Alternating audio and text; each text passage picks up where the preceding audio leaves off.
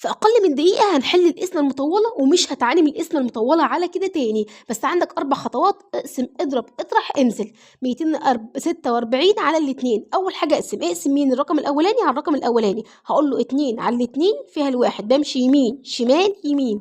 2 على الاتنين فيها الواحد، اضرب 1 في 2 ب2.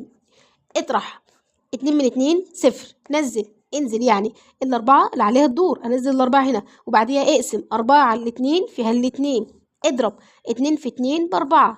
اطرح الصفر ينزل، و4 من 4 0. انزل بمين؟ انزل بالستة. يلا بينا.